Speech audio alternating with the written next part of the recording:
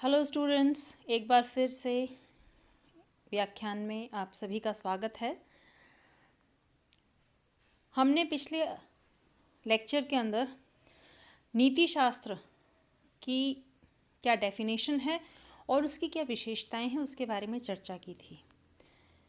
नीति शास्त्र के इस व्याख्यान में हम नीति शास्त्र की एक और महत्वपूर्ण टॉपिक के ऊपर हम चर्चा करेंगे और वो है कि is ethics a practical science, कि क्या नीति शास्त्र व्यवहारिक विज्ञान है।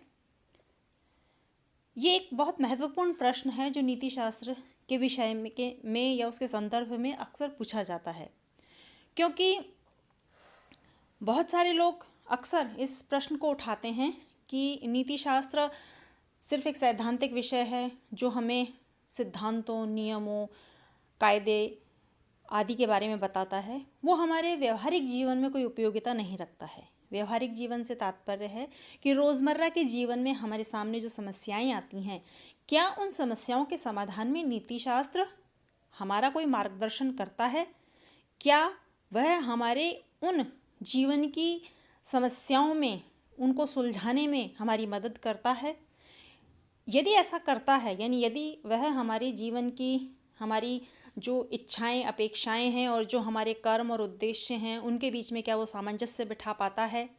क्या वो हमारी कर्तव्य और अकर्तव्य की समस्याओं, हमारे जीवन में उठने वाली आचरण से संबंधित जो समस्याएं हैं उनमें हमारा कोई मार्गदर्शन कर सकता है या नहीं?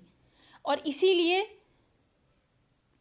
क्या नीति शास्त्र एक व्यवहारिक विज्ञान है या नहीं, यह प्रश्न भी उठता है।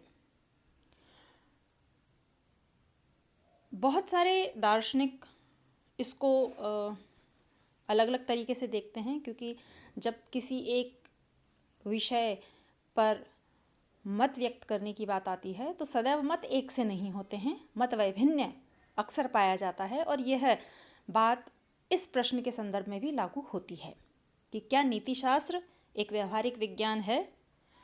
तो मैकेंजी जो दार्शनिक हुए हैं वो कहते हैं नहीं, नीति शास्त्र व्यवहारिक विज्ञान नहीं है।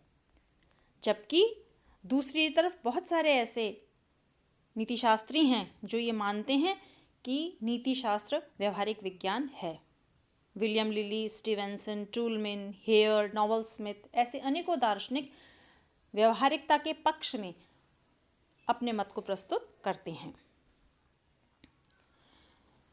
नीति शास्त्र व्यवहारिक विज्ञान नहीं है, ऐसा मानना मैकेंजी और कुछ अन्य दार्शनिकों का है, जो ये मानते हैं कि विज्ञान हमें जानना सिखाता है, जबकि व्यवहारिक विज्ञान हमें सिखाता है कि किसी कार्य को किस प्रकार से करें, किसी विशिष्ट लक्ष्य की प्राप्ति को किस प्रकार हासिल करें। और इसलिए नीति शास्त्र कला और विज्ञान के मध्य की स्थिति है। मैकेंजी के अनुसार व्यवहारिक विज्ञान का संबंध उन साधनों से होता है जो किसी निश्चित लक्ष्य की प्राप्ति में सहायक होते हैं या आवश्यक होते हैं, जैसे चिकित्सा शास्त्र या मेडिकल साइंस, जिसमें इस साइंस या मेडिकल साइंस का उद्देश्य स्वास्थ्य के आदर्श का निर्धारण करना नहीं है, बल्कि उसको प्राप्त करने के उपायों की महत्ता को बताना है, जिसकी सहायता से व्यक्ति शीघ्र ही स्वास्थ्य प्राप्त कर सके।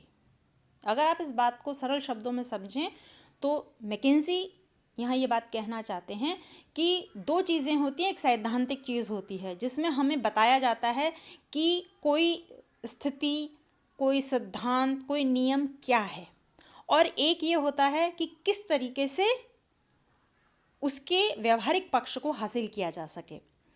तो मैकेंजी उदाहरण देते हुए कहते हैं कि जैसे मेडिकल साइंस है, जब हम बीमार होते हैं तो डॉक्टर हमें दवा देता है या सर्जन हमारे ऑपरेशन करके समस्या का समाधान कर देता है। तो जो विज्ञान है दरअसल वह व्यवहारिक विज्ञान है या वह व्यवहारिक है जो हमारी समस्या का समाधान देता है, जबकि नीति शास्त्र ऐसा कोई मत या ऐसी कोई व्यवहारिकता प्रदर्शित नहीं करता है और इसीलिए वो कला और विज्ञान के बीच का कहीं विज्ञान है।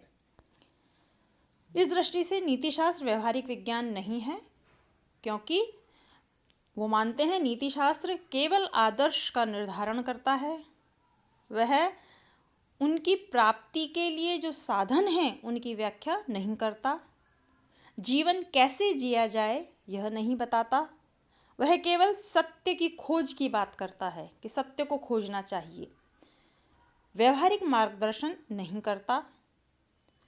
पथ प्रदर्शक सिद्धांतों को तो अवश्य देता है, पर उनका उपयोग कैसे करें यह नहीं बताता। इसलिए नीतिशास्त्र एक नियामक या एक आदर्शमूलक विज्ञान तो है, जैसे कि सौंदर्य शास्त्र, परंतु वह व्यवहारिक विज्ञान नहीं है। इस दृष्टिकोण को विचार में रखकर यदि अब हम दूसरे मत के ऊपर अपनी बात करें तो दूसरा मत कहता है कि नीतिशास्त्र व्यवहारिक विज्ञान है। व्यवहारिक विज्ञान है, जैसा हमने पूर्व में भी देखा, William Lillie, Stevenson, Richard B Brandt, Toulmin, Hare, Nowell Smith, ऐसे अनेकों दार्शनिक हैं जिनका मानना है कि नीतिशास्त्र व्यवहारिक विज्ञान है। वो न सिर्फ सत्य की खोज, आदर्शों की स्थापना करता है, बल्कि वह किसी न किसी रूप में मानवीय व्यवहार का मार्गदर्शन भी करता है। स्टीवेंसन दार्शनिक जो हैं, नीतिशास्त्री हैं, वो कहते हैं कि प्रत्येक नैतिक निर्णय में आज्ञात्मक तत्व होता है। आज्ञात्मक तत्व का अर्थ क्या हुआ? जब बच्चा छोटा होता है तो उसके माता पिता कहते हैं सच बोलो, झूठ मत बोलो, किसी का दिल मत दुखाओ, हिंसा मत करो। यहाँ पर एक आज्ञात्मक तत्व है जो ये कह रहा है कि आपको क्या करना है और क्या नहीं करना है। तो स्टीवेंसन के अनुसार प्रत्येक नैतिक निर्णय एक आज्ञात्मक तत्व के तहत व्यक्ति को मार्गदर्शित करता है कि उसे क्या करना है अथवा क्या नहीं करना है। इसीलिए जो मनुष्य को इन नैतिक निर्णय का अर्थ, निर्णय से यहाँ तात्पर्य कथन या वाक्य से है, नैतिक कथन या नैतिक वाक्य, उनको नैतिक निर्णय कहा जाता है।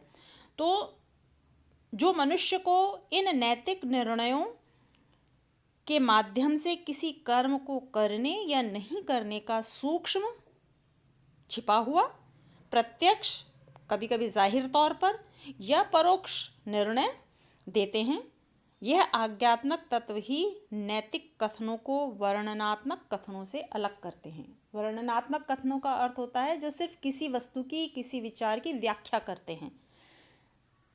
जैसे कि पेड़ का रंग हरा है, पंखा चल रहा है, आज बहुत गर्मी है, ये वर्णनात्मक कथन हैं जो बता रहे हैं किसी वस्तु स्थिति के बारे में। जबकि नैतिक कथन प्रतीत ऐसे होते हैं कि व्यक्ति को सदा सत्य बोलना चाहिए। ये व्यक्ति को सदा सत्य बोलना चाहिए, यह कथन दिखने में वर्णनात्मक जैसा प्रतीत होता है क्योंकि उसकी संरचना इस प्रकार की है, परंतु जब हम इस कथन को पढ़ते हैं कि व्यक्ति को सदा सत्य बोलना चाहिए, इसका मतलब यह है कि मुझे भी सत्य बोलना चाहिए, प्रत्येक व्यक्ति को सत्य बोलना चाहिए। सत्य बोलने संबंधी कृत्य की पालना प्रत्येक व्यक्ति को करना चाहिए, क्योंकि यही जीवन के लिए उत्तम है, संघर्षमय जीवन के लिए सही है। ये कथन के अंदर निहितार्थ होता है जिसको हम कई बार पुस्तकों के माध्यम से और कई बार जीवन में हमारे बड़े जो बुजुर्ग होते हैं, बड़े लोग होते हैं, हमारे अध्यापक होते हैं, माता पिता होते हैं, उनके द्वारा इसकी व्याख्या किए जाने से धीरे धीरे उस अर्थ को हम ग्रहण कर लेते हैं। टूलमैन दूसरे जो नीतिशास्त्री हैं वो कहते हैं नीतिशास्त्र का कार्य इच्छाओं और कर्मों में सामंजस्य उत्पन्न करना है। बहुत महत्वपूर्ण बात टूलमैन कह रहे हैं कि मनुष्य की इच्छाएं तो अनंत हैं। महात्मा बुद्ध को हम अगर पढ़ते हैं तो वो कहते हैं मनुष्य की इच्छाएं अनंत हैं जो कभी समाप्त नहीं होती हैं। तो मनुष्य की जो इच्छाएं हैं वे अनंत हैं, परंतु उसके द्वारा जो किए गए कर्म यानी कर्तव्य हैं उनको भी उसे ध्यान में रखना है, क्योंकि अक्सर मनुष्य की इच्छा और उसके कर्म या कर्तव्य के मध्य में द्वंद्व होता है, संघर्ष होता है, और ऐसे में उसको अपनी इच्छाओं को कर्मों के अनुकूल नियंत्रण में रखना पड़ता है या उसके अनुकूल ढालकर उनकी पूर्ति करनी पड़ती है। तो जो नीति शास्त्र है वह एक प्रकार से प्रशिक्षण देता है, वह एक प्रकार से उसको सिखाता है जीवन में कि जो आपकी इच्छाएं हैं उनको अपने कर्मों के साथ, अपने कर्तव्यों के साथ किस प्रकार से सामंजित करके और जीवन में आगे बढ़ा जाए, जिससे कि न सिर्फ मनुष्य अपनी बेलगाम इच्छाओं पर काबू पा सके बल्कि अपने कर्तव्यों का भी उन इच्छाओं के साथ में पालन कर सके। आर.एम. हेयर नैतिक भाषा को पूर्ण रूप से परामर्शात्मक मानते हैं। परामर्श इस शब्द में ही निहित है नीति शास्त्र का महत्व, कि जब परामर्श, हम डॉक्टर के पास में जाते हैं, हमें बीमारी होती है तो डॉक्टर हमें सजेस्ट करता है, हमें परामर्श करता है, हम उसे परामर्श लेने जाते हैं कि हमारे फलां अंग में यह व्याधि हो गई है, इसको कैसे दूर किया जाए। तो डॉक्टर आपको दवाई लिख देता है या वो आपको 2-3 तरीके बता देता है कि आप चाहें तो ऐसे कर सकते हैं, आप चाहें तो ऐसे कर सकते हैं, और आप उसमें से उसके अकॉर्डिंग अपनी सामर्थ्य और अपनी स्थिति परिस्थिति के अनुसार आप उसमें से किसी एक तरीके का चयन कर लेते हैं। तो डॉक्टर भी क्या करता है, परामर्श करता है। उसी प्रकार से नीति शास्त्र भी आपके जीवन में किसी कार्य को करने अथवा नहीं करने का परामर्श देता है, सलाह देता है। वह आपको बताता है कि आप किस कर्म का चयन कर सकते हैं या आपको किस कर्म का चयन करना चाहिए और किस कर्म को नहीं चयनित करना चाहिए। आर.एम. हेयर के साथ नोवेल स्मिथ भी नीति शास्त्र को एक व्यवहारिक विज्ञान के रूप में देखते हैं और वो भी यही मानते हैं कि नैतिक कथन परामर्शात्मक होते हैं जो मनुष्य के आचरण के संबंध में उसका मार्गदर्शन करते हैं। आचरण क्या होता है, हमने पूर्व में भी जब नीति शास्त्र की परिभाषा पढ़ी थी तो हमने देखा था आचरण मनुष्य के कर्मों का एक प्रकार से सम टोटल है।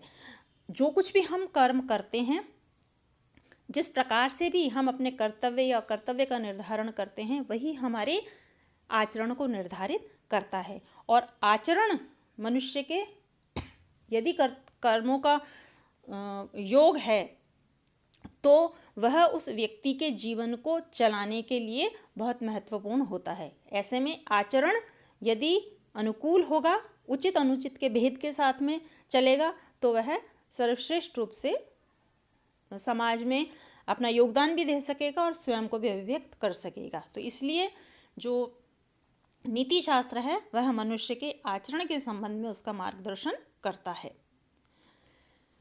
अगर हम दोनों दृष्टिकोणों पर निगाह डालें तो मैकेंजी की ये बात सही है कि नीति शास्त्र कला और विज्ञान के बीच का है। इसके बावजूद भी विज्ञान में भी, अगर हम विज्ञान की भी बात करते हैं तो ऐसा नहीं है विज्ञान में सीधे ही उसका व्यवहारिक पक्ष ही महत्वपूर्ण होता है। सर्वप्रथम उस व्यवहारिक पक्ष को प्रयोग में लाने से पहले हमारा सैद्धांतिक पक्ष मजबूत होना चाहिए। हमें उस विज्ञान को, जिसको हम व्यवहार में प्रयोग में ला रहे हैं, चाहे वो डॉक्टर लाए, इंजीनियर लाए, भौतिक शास्त्री लाए, कोई भी साइंटिस्ट अपने ज्ञान को व्यवहार में लाए, उससे पहले उसका सैद्धांतिक ज्ञान होना अनिवार्य है। और यदि ऐसा है तभी वह अपने उस ज्ञान का भरपूर उपयोग व्यवहार में कर पाएगा। ठीक इसी प्रकार से नीति शास्त्र भी है जो नियमों, आदर्शों आदि की स्थापना करता है और फिर उसके अनुसार जीवन चलाने में अपनी इच्छाओं, रुचियों, स्वार्थों और उद्देश्यों में सामंजस्य बनाए रखने में, रोज़मर्रा के जीवन में कर्तव्य की समस्याओं में व्यक्ति का मार्गदर्शन करने में उसकी सहायता करता है। धन्यवाद।